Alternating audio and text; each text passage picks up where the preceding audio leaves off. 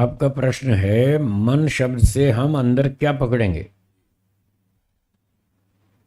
अगर आप आंख शब्द सुनते हैं तो क्या क्या मन में आता है। ये दिखती है ना आंख, गोलक दिखता ये गोलक, है। गोलक। ये ध्यान में आता है।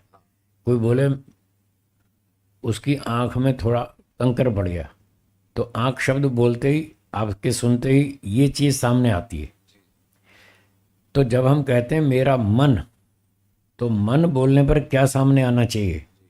एक ऐसा इंस्ट्रूमेंट जिससे हम विचार करते हैं, जिससे हम सोचते हैं, चिंतन करते हैं, ये काम करूं या ना करूं, ये काम अच्छा है या बुरा है, इसमें लाभ होगा या हानि होगी, ये जो चिंतन कर रहे हैं, विचार कर रहे हैं, इस विचार करने का जो साधन है, वो इंस्ट्रूमेंट, वो ध्यान में आना चाहिए मन शब्द से। बुद्धि शब्द से वो इंस्ट्रूमेंट ध्यान में आना चाहिए जिससे हम डिसीजन लेते हैं। विचार करने का साधन अलग है, निर्णय लेने का साधन अलग है। ऐसा योग दर्शन, सांख्य दर्शन में बताया। जो विचार करने का साधन है उसका नाम है मन। स्मृति उठाने का जो साधन है उसका नाम है मन। और डिसीजन लेने का जो साधन है उसका नाम है बुद्धि। तो इन शब्दों को बोलने से ये बातें दिमाग में आनी चाहिए। तो जो ब्लैक स्क्रीन वाली जो स्थिति आती है, हाँ हाँ आंख बंद करते हैं और ब्लैक ब्लैक हाँ, पर्दा ठीक है होता है, ठीक है ठीक है। तो क्या विचार हम उसमें ही उत्पन्न मतलब उठाते हैं? वो जो खाली खाली स्क्रीन दिखती है, हाँ। खाली जगह जैसे आंख बंद करते ही ब्लैक पर्दे जैसा आ जाता है और आता है। उसका फिर कोई अंत दिखता नहीं है। हाँ वो उसको और डार्क करो तो वो फैलता जाता हाँ, है, विस्तार होता जाता है। विस्तार होता जाता है। हाँ, उसको आप मोटे तौर पे मन समझ लीजिए। जी। उसी में हमको सब कुछ दिखता है, जी। सारी स्मृतियाँ उसी ब्लैंक स्क्रीन में ही दिखती हैं। हाँ, जो हम शब्द बोलते हैं तो अर्थ उसमें दिखाई। हाँ, आपने सूर्य बोला जी तो जी। आपको वहाँ सूर्य दिखेगा। हाँ चांद बोला तो चांद की फोटो दिखेगी। हाँ, वो उसमें दिखती बस है। वही है मन। उसको ही। उसको मन समझ लीजिए। हाँ अब जो आप शब्द बोलते हैं तो वो चीज़ की फोटो वहाँ सामने आती है। जी। और अब हमें ध्यान करना है ईश्वर का। जी। मन से हम एक समय में एक काम कर सकते हैं। ठीक है। और अब क्या करना है, ईश्वर का ध्यान करना है। तो हाँ। बाकी चीज़ों को बंद करना पड़ेगा। जी।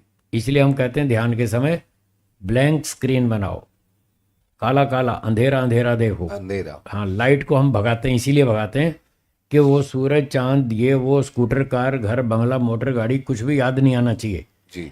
किसी भी वस्तु का फोटो दिखना नहीं चाहिए। अगर वो दिखेगा तो ईश्वर छूट जाएगा। जी। एक समय में हम एक ही चीज़ को देख पाएंगे, या तो ईश्वर को या संसार की चीज़ों को। तो इसलिए हम ये बताते हैं कि बाकी चीज़ों को हटाओ, अब नहीं याद करना, दिन में खूब याद कर लेना। ध्यान के समय केवल ईश्वर का विचार करना है, बाकी चीज़ों को हटाओ, बंद करो। इसलिए हम अंधेरे अंधेरे की बात करते हैं। तो वो जो खाली खाली स्क्रीन दिखती है वही मन है। जी जी, बिल्कुल ठीक है। ठीक है, ठीक। चलो। हाँ जी, बोलिए बोलिए, पीछे दे दो माइक। हाँ जी। हाँ,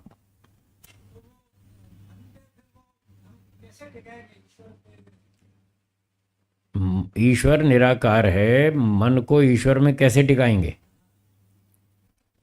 आपने वायु का आकार देखा है? वायु, हवा, नहीं देखा ना। आकाश का आकार देखा है? स्पेस, खाली जगह, नहीं देखा ना। क्या आप अपने मन से वायु का विचार कर सकते हैं? वायु, वायु को आपने आंख से कभी नहीं देखा। मोटी भाषा में कहें तो वायु निराकार है, क्योंकि उसका कोई आकार आपने देखा नहीं आज तक। वायु निराकार है और आप अपने मन से निराकार वायु का चिंतन कर सकते हैं। आपने अभी अभी स्वीकार किया, कर सकते हैं। जब निराकार वायु का विचार कर सकते हैं तो निराकार ईश्वर का भी कर सकते हैं। वायु का विचार कैसे करेंगे? वायु के गुणों के माध्यम से। हाँ जी, क्या बोला, कैसे करेंगे? किसी भी वस्तु का विचार उस वस्तु के गुणों के माध्यम से किया जाता है, ये नियम है। आप भिंडी को याद करेंगे तो भिंडी के जो गुण हैं वो आपको याद आ जाएंगे। भिंडी का विचार करेंगे तो भिंडी के गुण याद आएंगे। तोरी का विचार करेंगे तो तोरी के गुण याद आएंगे, उसकी शक्ल आकृति जो भी कलर डिज़ाइन है वो सब याद आ जाएगा।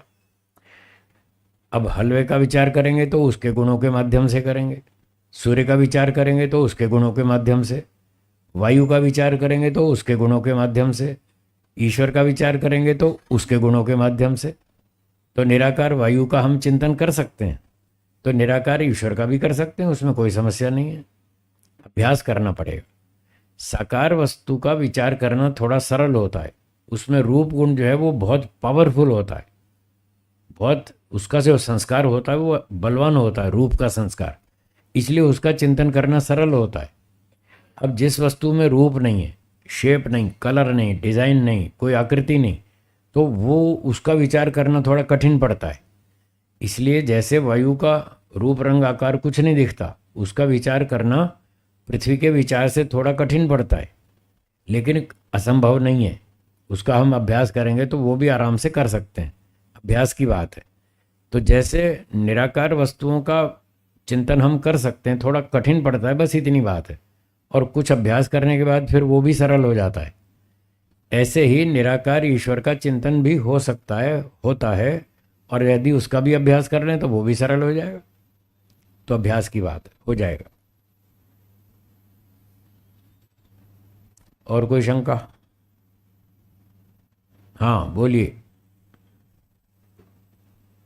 जरा माइक दीजिए।